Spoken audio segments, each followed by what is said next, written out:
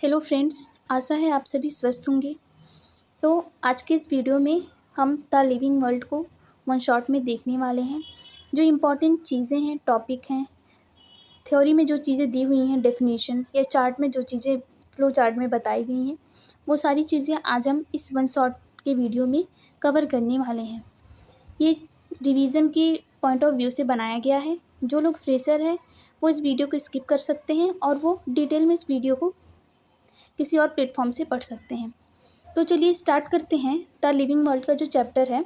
इसमें शुरू में जो पुरानी एनसीईआरटी थी उसमें ग्रोथ, रिप्रोडक्शन, ये सारे टॉपिक और टैक्सोनॉमिकल एड्स दिया हुआ था, जो कि अब हमें नहीं पढ़ना है। नीट के सिलेबस से वो पूरी तरीके से हट चुका है। 10th के 11th के सिलेबस से भी ये सारी चीज़ें हट चुकी हैं, तो वो चीज़ें हम नहीं कवर करेंगे। तो जो इसमें पहला टॉपिक है, diversity in the living world. Diversity क्या होती है? इसकी डेफिनेशन कुछ ऐसी होती है कि number and types of organism present on earth is called biodiversity. इसका डेफिनेशन क्या है?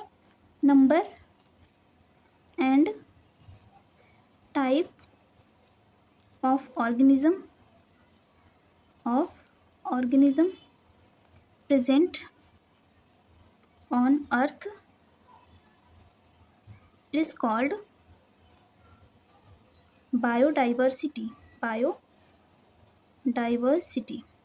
ठीक है, तो ये डेफिनेशन हो गया। अब ये है कितना, हमारे अर्थ की बायोडाइवर्सिटी कितनी है? तो ये भी एनसीईआरटी में दिया हुआ है। 1.7 टू 1.8 मिलियन स्पीसीज हमारे अर्थ पर खोजी जा चुकी हैं। ठीक है, तो इतनी सारी स्पीसीज जो दी गई हैं, इनका नॉमेनक्लेचर भी होना चाहिए। तो मतलब जगह जगह के हिसाब से इनके नाम अलग अलग थे, तो इससे साइंटिस्ट को स्टडी करने में बहुत ही दिक्कत आती थी। तो उन्होंने सोचा कि कुछ ऐसा नॉमेनक्लेचर दिया जाए पर्टिकुलर ऑर्गेनिज्म को, जिससे वो आसानी से समझ में आ सके, सारे साइंटिस्ट एक ही नाम से उसे जान सकें और यहाँ पे कोई कन्फ्यूज़न ना क्रिएट हो। तो इसका नॉमेनक्लेचर की भी डिफिनीशन एनसीईआरटी में दी हुई है कि द प्रोसेस, नॉमेनक्लेचर की जो डेफिनीशन दी हुई है, the process by which a particular organism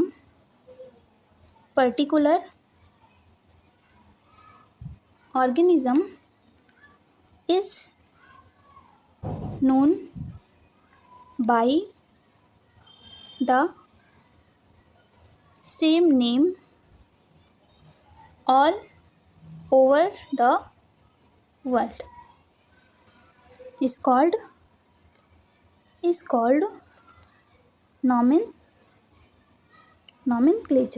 nomenclature. The process by which a particular organism is known by the same name all over the world is called nomenclature. तो ये हो गई हमारे nomenclature की definition। इसमें दो फुल फॉर्म दिए हुए हैं, ICBN और ICZN। इसका फुल फॉर्म याद कर लीजिए, इंपॉर्टेंट है। इसका होता है international code for botanical nomenclature. ठीक है, और ICZN का फुल फॉर्म हो जाएगा इंटरनेशनल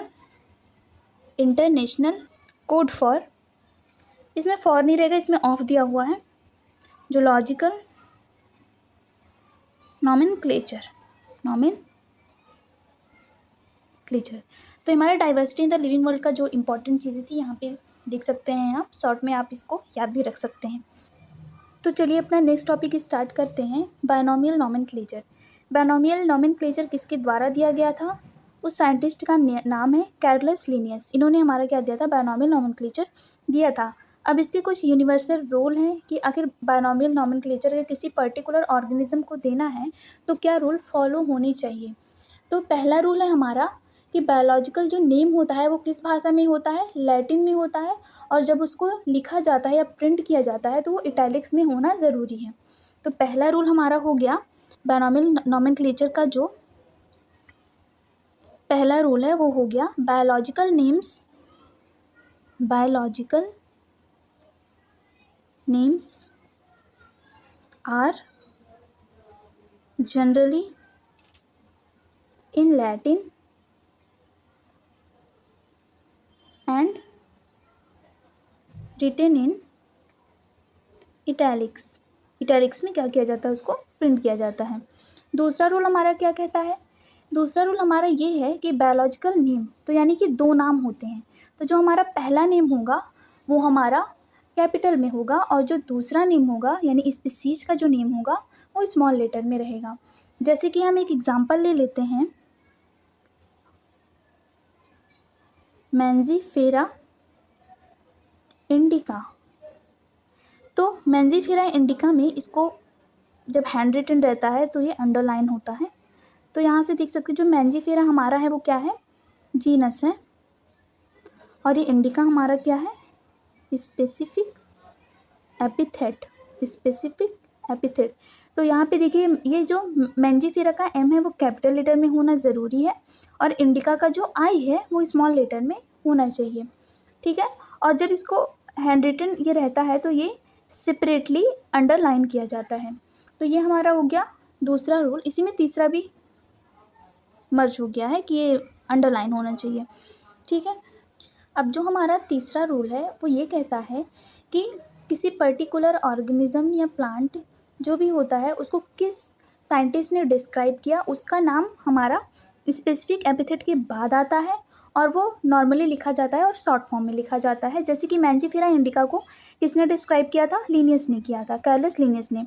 तो उनका नेम हम नॉर्मली जैसे लिखा जाता है लिनियस, कुछ इस तरीके से लिखेंगे। ये हमारा तीसरा रूल हो गया।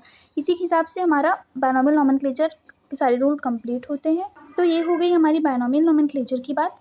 अब हम देखते हैं कि जैसे कि कोई हमें ऑर्गेनिज्म मिला, उसका नोमेनक्लेचर करना है, उसको क्लासीफाई करना है, तो हम कैसे करेंगे क्लासीफाई, या क्लासिफिकेशन क्या होता है।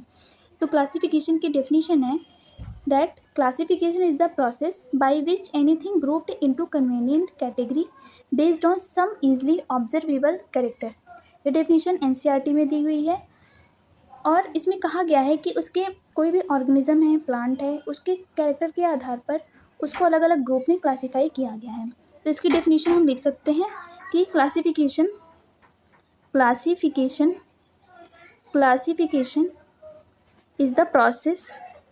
is the process by which anything is grouped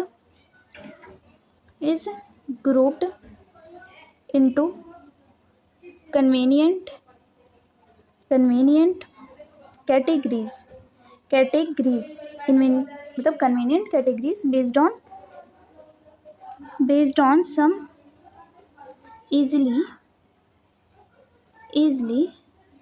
observable character,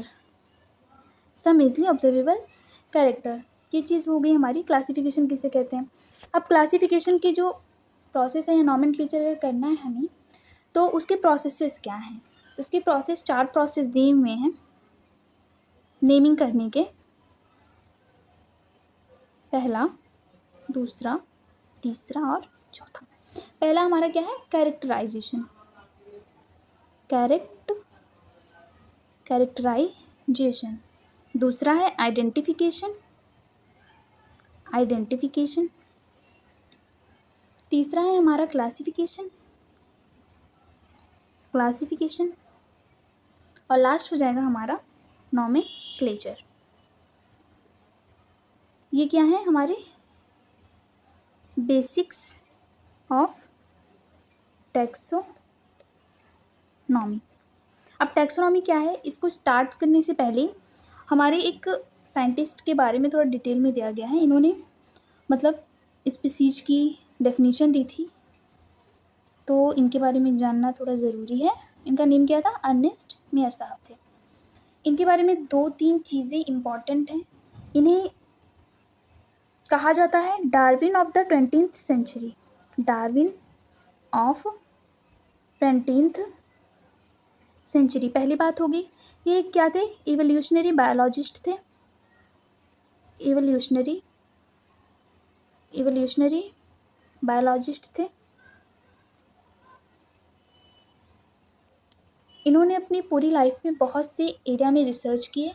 कुछ नेम है history and philosophy ornithology, systematics, taxonomy, evolution, जो जियोग्राफी। इन्हें 3 प्राइजेस मिले, 3 प्राइज से इन्हें सम्मानित किया गया, जिसको मिला के ट्रिपल क्राउन ऑफ बायोलॉजी कहा जाता है। ये कब कब मिला और इसका नेम क्या था ये याद कर लीजिए। पहला है बाल्ज़न प्राइज़।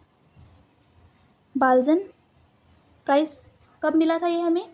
1983 में मिला। दूसरा है international prize for biology. International prize for biology ये कब मिला? 1994 में। और लास्ट है हमारा क्या? लास्ट है craft food prize. Craft food prize ये हमें मिला 1999 में। ये तीनों इम्पॉर्टेंट है और इससे ज़्यादा इसमें कुछ इम्पॉर्टेंट नहीं है। इतनी चीज़ें आप जान जाएंगे तो आपके क्वेश्चन बन जाएंगे। अब हम अपने नेक्स्ट टॉपिक पे आ जाते हैं, टैक्सोनॉमी। टैक्सोनॉमी क्या होती है इसकी डेफिनेशन देख लेते हैं पहले। तो ये है based on characteristic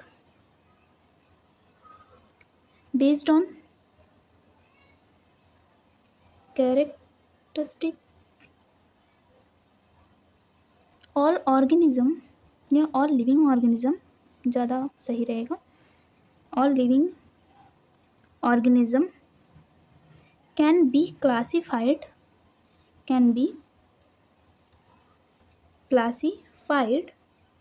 into different taxa या कैटेगरी या rank. This process of classification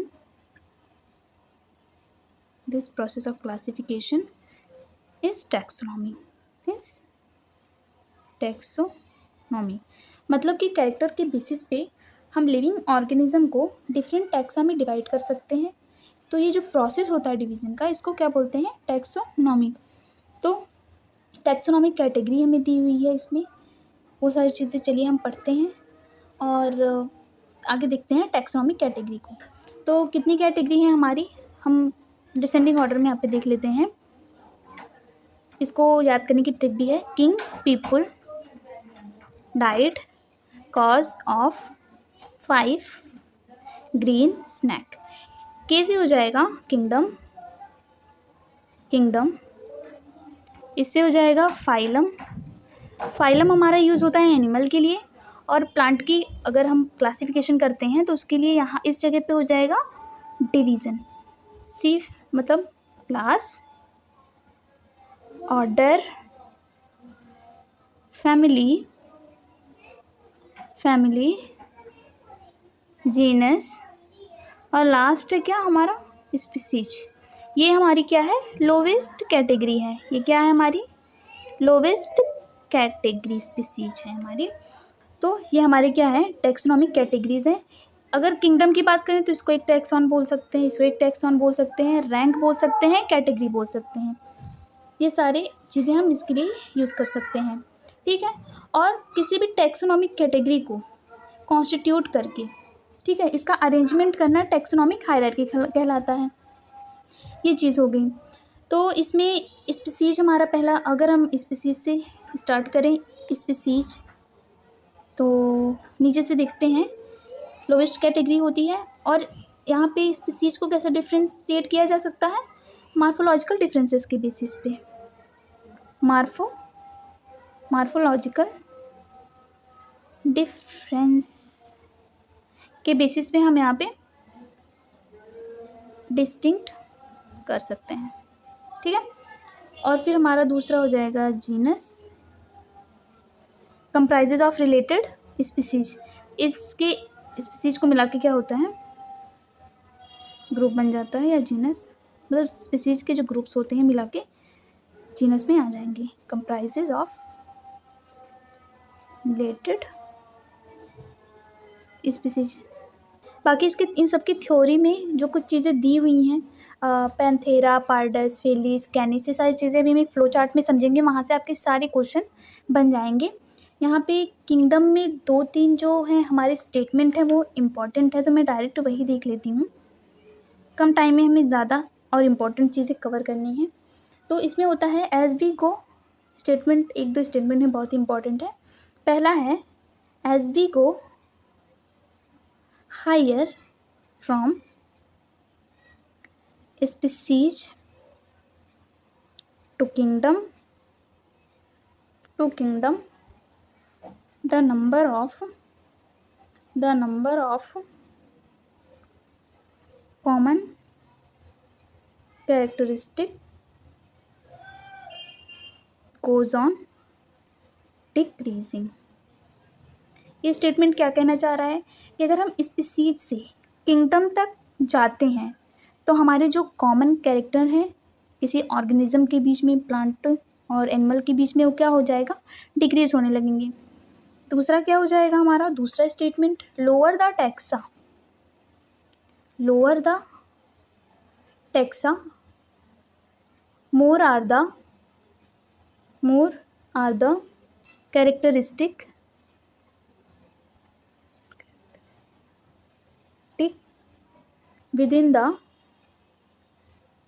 within the taxon share।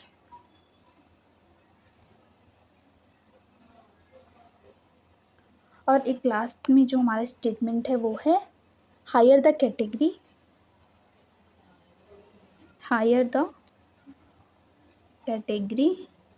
greater is the difficulty of determining the relationship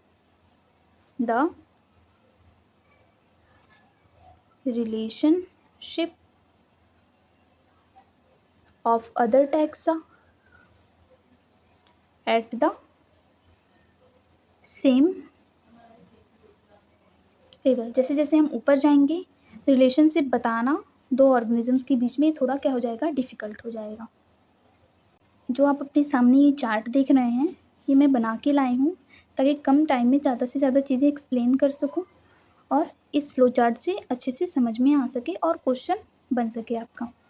तो यहाँ पे देखिए कैटेगरीज दी हुई हैं, किंगडम, फाइलम या division, class, order, family, genus, species और उसका कॉमन नेम। तो हमारा जो है पोटैटो, ब्रिंजल, मकोए, इनका साइंटिफिक नेम अगर हम देखें तो पहला नेम हमें पता है जीनस होता है और दूसरा नेम होता है स्पीसीज का। तो पोटैटो का नेम क्या हो जाएगा, सोलेनम ट्यूबेरोसम, ब्रिंजल का नेम सोलेनम मेलॉन्जिना, मकोए का नेम सोलेनम निग्रम। ये सारे जो है किस फैमिली में आते हैं, इसका नेम है सोलेनेसी।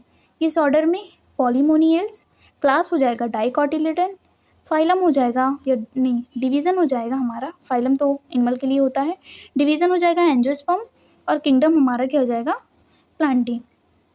फिर दूसरा ये है मैंगो का नेम क्या है, Mangifera indica, genus name Mangifera, species name indica.